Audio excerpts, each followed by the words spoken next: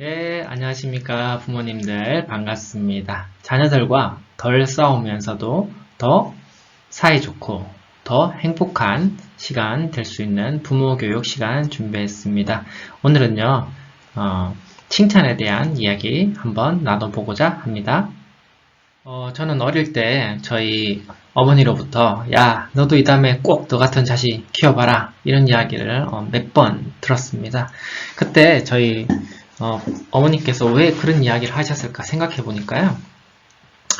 제가 좀 방황을 좀 했거든요. 그러니까 이제 그 방황도 하고 그러다 보니까 좀 반항도 좀 하게 되고 그러니까 어머님이 너도 이 다음에 꼭 너 같은 자식 키워봐라 이렇게 좀 한편으로는 좀 화도 나신 것 같고 또 한편으로는 좀 어이가 없기도 하고 이래서 이런 말씀을 하셨던 것 같습니다. 요즘은 이제 부모가 되는 것도 어렵습니다. 왜냐하면 이제 젊은 층에서는 이제 부모가 되는 것을 이제 포기를 하고 자식 키우는 것에 대한 부담을 가지고 포기를 하고 부부끼리만 잘 사는 경우가 훨씬 더 많이 늘어났기 때문이죠. 그래서 이제 부모가 된다는 것은 이제 끊임없는 자기 변화와 혁신을 요구를 하고 희생을 또 강요하기도 합니다.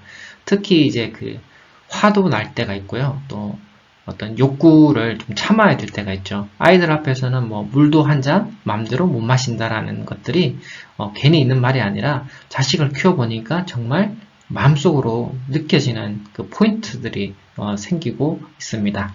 또 자녀들에게는 기본적으로 굉장히 친절하고요. 그리고 배려심 있는 행동을 해야지만이 자녀 또는 부모 관계에서 기본적인 어떤 그 관계를 형성할 수 있기 때문에 이런 것들을 끊임없이 몸에 익히고 자기 변화를 이루어가는 과정이 바로 부모라고 생각을 합니다. 결국 부모가 된다는 것은 인생에서 아주 나의 인격을 도야시키고 성장시키는 아주 좋은 기회를 만났다. 이렇게 종합적으로 좀 생각을 하는 게 훨씬 더 좋을 것 같고요. 오늘은 그 바람직한 부모, 자녀 관계를 위한 첫걸음을 배워보는 시간입니다. 관계가 좋아지려면 어떤 게 가장 중요할까요? 상대방을 좋게 바라보는 겁니다. 상대방을 좋게 바라보는 거. 저희가 뭐 연애를 이제 젊은 시절에 많이 해보셨을 텐데요. 그 연애할 때 생각해보면 내가 고백을 한든 또는 상대방이 나한테 고백을 했든 그 고백의 그 첫 번째는 뭐냐면 상대방한테 호감을 가지고 있는 거죠. 상대방을 좋아하는 모습을 보는 겁니다. 그래서 상대방을 내가 좋아한다 또는 호감을 가지고 있다. 이걸 좋게 보는 거죠. 그래서 우리가 상대방을 좋게 보려고 하는 그 첫걸음이 필요한 겁니다. 그게 바로 오늘은 주제 바로 칭찬이 되겠습니다. 칭찬하면 떠오르는 게 바로 칭찬은 고래도 춤추게 한다라는 바로 책입니다. 너무 유명한 책이어서 뭐 아마 설명을 안 드려도 대부분이 아시는 책일 것 같고 뭐 책을 잘 안 보셨더라 하더라도 제목 정도는 아마 들어보셨을 겁니다. 잠깐, 다 아시겠지만 잠깐 소개를 하자면 수족관에서 키우는 그 범고래입니다. 엄청 등치가 크죠. 이 범고래를 조련사가 조련을 해서 뭐 이렇게 점프도 하고 또는 링도 통과하고 또는 뭐 이렇게 공을 가지고 노는 이런 것들을 보여주는 그 과정을 어떤 책으로 엮은 건데요. 물론 이제 기업가의 입장에서 어떻게 하면 조직을 더 활성화시킬까 이런 거에 어떤 좀 내용이 있지만은 기본적으로 이 칭찬에 대해서 좀 알 수 있고요. 그리고 어떻게 하는 게 관계를 발전시키는가 하는 것을 잘 보여주는 책이라고 봅니다. 그래서 뭐 부모님들 시간 나시면 칭찬은 고래도 춤추게 한다. 뭐 도서관에 많이 있으니까요. 한번 좀 보시고 자녀 관계에서 좀 활용을 좀 하시면 좋겠습니다. 그런데 뭐 꼭 이 책을 아니더라도 오늘 시간만 잘 들으셔도 충분히 이해를 하실 수 있을 거라 생각을 하고요. 저희가 아동기에 자녀들한테는 이렇게 합니다. 와, 잘한다. 와, 멋있다. 와, 대단해. 잘했어. 이런 이야기들을 자주 하게 됩니다. 이유는 뭘까요? 부모님의 기대치가 낮기 때문에 그렇습니다. 부모님이 자녀들이 건강하기만 하고 또 잘 자라는 것만 봐도 기쁠 때가 있거든요. 아동기에 자녀들한테는. 그때는 그래서 수시로 잘한다, 어이구 내 새끼, 그리고 뭐든지 하면 오 잘했어 하고 환호해주고 감탄해줍니다. 바로 부모님의 기대가 낮기 때문에 일어날 수 있는 일입니다. 그런데 이 아동기를 지나서 이제 청소년기로 이렇게 좀 바뀌어가면 그때부터는 부모님들이 자녀들한테 그 기대치가 이렇게 올라갑니다. 기대치가 올라가기 때문에 칭찬을 잘 하지 않습니다.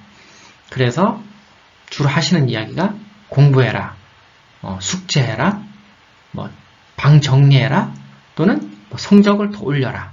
그리고 이제 비교하는 말씀 하겠죠. 옆집에는 이렇게 한다는데 너는 그게 뭐냐? 네 성적 이거 갖고 어떻게 좋은 학교 가겠어? 이렇게 잔소리 또는 비난 또는 이제 평가하는 이야기들을 많이 하게 되는 거죠. 청소년기는요, 아동기도 아니고 어른도 아닙니다. 그 중간 어디쯤 있는 시간을 바로 청소년기입니다. 그래서 이 청소년기에 자아 독립이 완전히 되었냐? 그것도 아닙니다. 그렇다고 그러면 독립을 완전히 못했냐? 그것도 아니에요.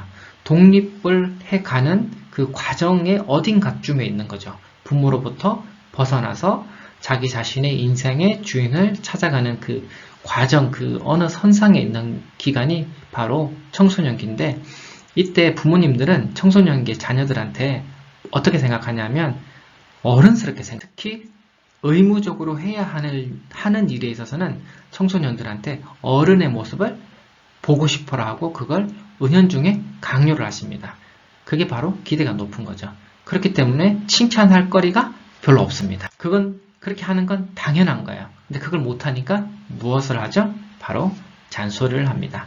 자, 칭찬의 반대는 잔소리는 아닙니다. 그렇지만 이 행동 특성으로 봤을 때 칭찬의 반대 행동은 주로 잔소리가 될 것 같습니다. 칭찬도 연습이 필요합니다. 저희가 가끔가다 이렇게 의욕만 앞서는 경우 이제 실수를 이제 경험을 해보셨을 텐데요. 최근에는 이제 뭐 코로나 때문에 뭐 어떻게 이제 기업 연수들이 어떻게 일어나고 있는지는 잘 모르겠지만, 예전에는 그 기업의 뭐 중간 간부 이상, 뭐 과장님, 부장님 또는 뭐 이제 학교 쪽으로 봤을 때는 뭐 학교 교장 선생님 또는 교감 선생님 이런 분들을 대상으로 이렇게 뭐 연수 같은 걸 하다 보면 이제 칭찬에 대한 이 시간들이 좀 많이 들어갔었습니다. 근데 이제 이런 연수를 받고 이제 칭찬을 해야겠다, 또는 부하 직원들 또는 이제 내 조직에 있는 사람들한테 칭찬을 좀 하려고 이렇게 이제 의욕이 앞서가지고 가신 분들 중에 정말 안타까운 실수를 하신 분들이 이런 이야기가 있습니다. 부장님이 칭찬을 하려고 하는데 그날 이제 그 젊은 여자 직원하고 같이 엘리베이터를 탄 거예요. 그래서 이제 뭘 칭찬할까 고민을 했는데 엘리베이터가 곧 이제 층에 도착을 하니까 급한 마음에 부장님이 이렇게 칭찬하신 거예요.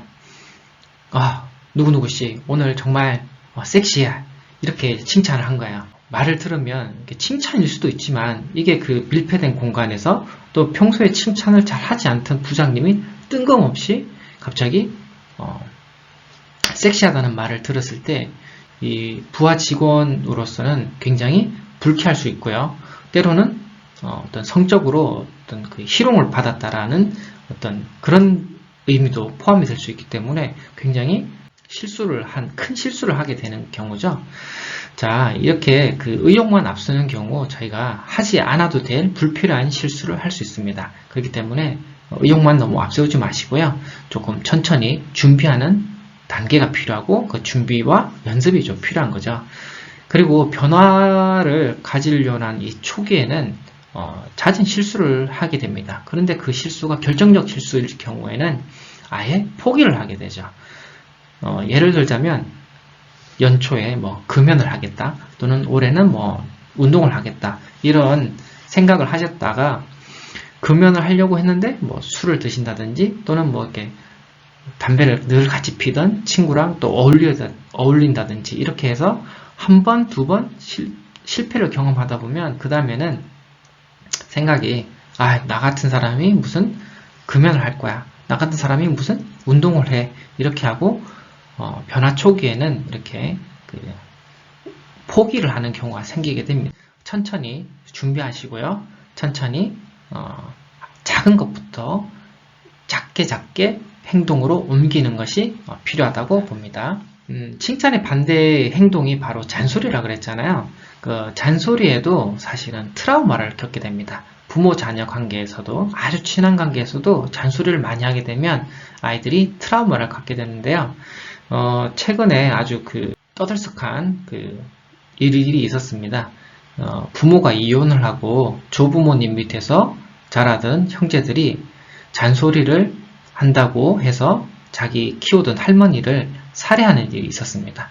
물론 이 자녀들이 잔소리 때문에 꼭 사람을 죽였다, 존속 살해를 했다 이렇게 보는 것보다 그 아이들이 평소에 가졌던 어떤 내적인 다양한 문제들이 있었는데 이런 것들이 해결되지 못한 상태에서 청소년기를 겪고 있는 이 손자에게 할머니가 할머니로서 할 수 있는 잔소리 있죠. 공부해라, 방 청소해라, 게임 그만해라 이런 이야기를 계속 하다 보니까 이 손자녀와 이렇게 사이도 틀어지고요. 또 그 이야기를 자꾸 듣는 이 손자의 마음에서는 자꾸 자기가 못하는 거, 부족하고 실수하는 거 이런 거에 자꾸 집중을 해서 하는 잔소리가 싫었던 거죠. 그게 어떻게 보면 이제 분노 폭발로 이어지고 그게 어떤 존속 살해라는 큰 일을 겪게 됐는데요.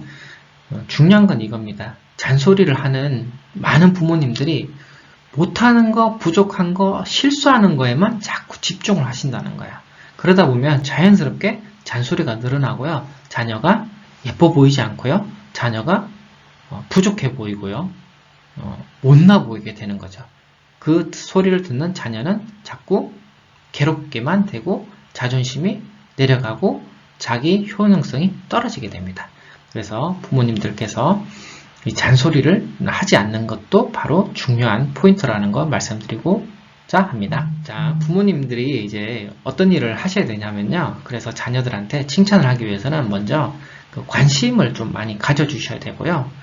그리고 관찰을 많이 하셔야 됩니다. 이 두 가지는 매우 중요합니다. 관심과 관찰을 하시려면 자녀와 시간을 좀 많이 보내시는 게 좋습니다. 한 구역 내에서 같이 있는 게 중요한 거죠. 그리고 잘하는 것에 좀 집중할 필요가 있습니다. 자녀가 공부는 안 하지만 책상에 오래 앉아 있을 수는 있잖아요. 책상에 앉아서 정리를 잘할 수도 있잖아요. 그러면 부모님들은 잘하는 것에 자꾸 집중을 하고 그러다 보면 자녀가 거기에서 조금 더 발전된 모습으로 갈 수가 있는 겁니다. 그런데 부모님들이 보면 안 해야 될 일을 주로 하시는 거예요. 주로 어떤 일? 평가하는 일. 평가라는 게 대표적으로 이제 학교에서 보는 시험 이런 게 평가가 되고요. 그리고 다른 어떤 행동을 평가하는 거죠. 어떻게 평가하는가요? 왜 이렇게 청소를 안 하니? 자, 이것도 이제 평가입니다. 또 너 이렇게 공부 왜 이렇게 안 하니? 게임 그만해.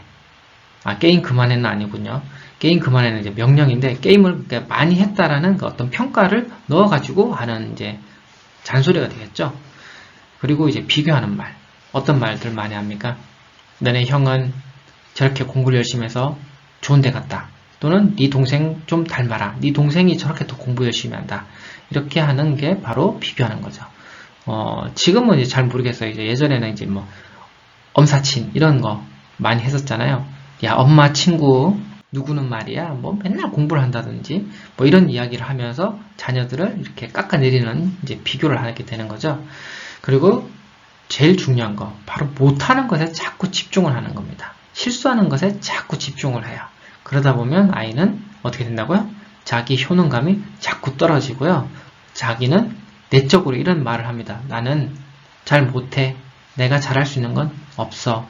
나는 자꾸 실수하는 존재야. 나는 못하는 존재야. 이렇게 자꾸 마음을 그렇게 가지기 때문에 부모님들은 이쪽 평가하기, 비교하는 말, 또 못하는 것에 집중하지 말고요. 자녀와 함께 시간을 많이 보내고요. 자녀가 어떠한 일을 열심히 하고 잘하는지 꼭 관찰하시고요. 그리고 잘하는 것에 자꾸 집중을 해서 그쪽 부분을 자꾸 살려주는 게 굉장히 중요하다라는 말씀을 드립니다. 영화 보시면 킹스맨이라는 영화 보시면 매너가 사람을 만든다 이런 말을 대표적으로 이렇게 하는 말이잖아요. 칭찬이 좋은 부모를 만듭니다. 인생을 바꾸는 작은 행동 이런 걸 보고 저희가 넛지라고 하는데요. 넛지라는 걸 저희 아버님들은 이제 좀 잘 아실 텐데, 그 화장실 가면 소변기에 관역 표시 또는 그 파리를 이렇게 붙여 놓잖아요. 그러면 그 사람들이 무의식 중에 그 관역을 맞추려고 하는 그 행동을 하게 되죠. 그래서 바로 그 행동을 유도하게끔 하는 아주 작은 것들, 이런 것들을 보고 넛지라고 합니다. 그게 바로 칭찬인 거죠. 자녀들한테 칭찬을 통해서 자녀들의 어떤 좋은 것들을 자꾸 끄집어내는 게 바로 칭찬입니다. 저는 이걸 부모님들한테 돌려주는 거죠. 칭찬이 좋은 부모를 만든다.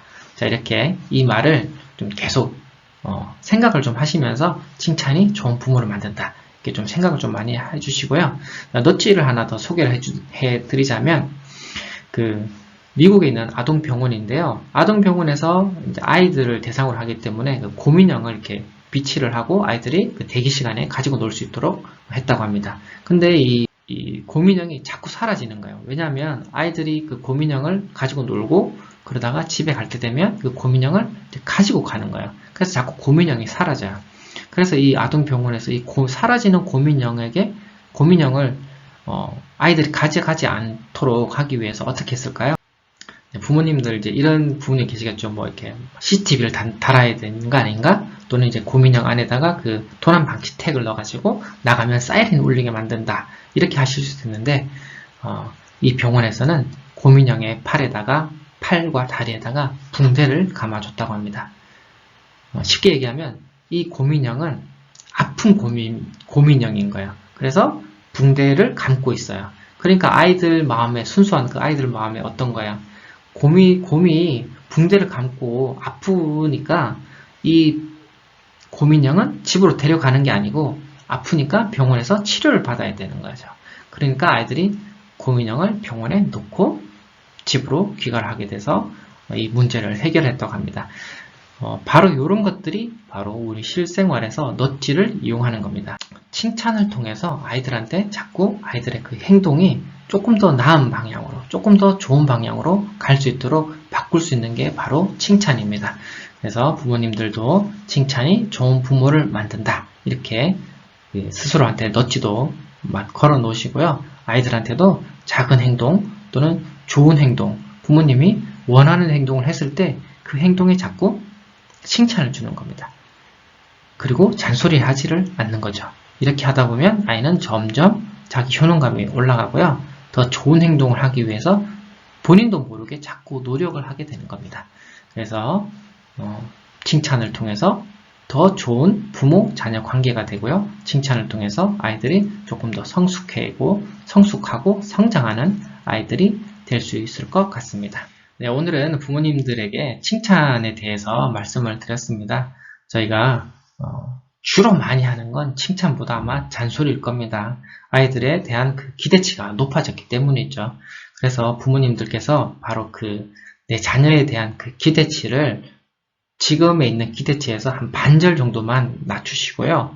아이들이 그 공부 외에 잘하는 특성들이 분명히 있습니다. 공부만 자꾸 생각하시면 우리 아이가 공부를 못한다 또는 더 해야 된다 이런 고민에 빠지실 텐데, 공부 외에 우리 아이가 행동적 특성으로 잘하는 것들은 무엇이 있는지 꼭 관찰하고 관심을 가져주시고요. 특히나 아이들의 좋은 행동을 했을 때, 좋은 태도를 보였을 때 그 행동에 대해서 지지해주고 그 행동을 칭찬해 주시는 좋은 부모님들 되시면 고맙겠습니다. 다음 시간에는 어떻게 하면 구체적으로 칭찬할 수 있지에 대한 공부를 함께 해보겠습니다. 감사합니다. 다음 시간에 만나요. 안녕.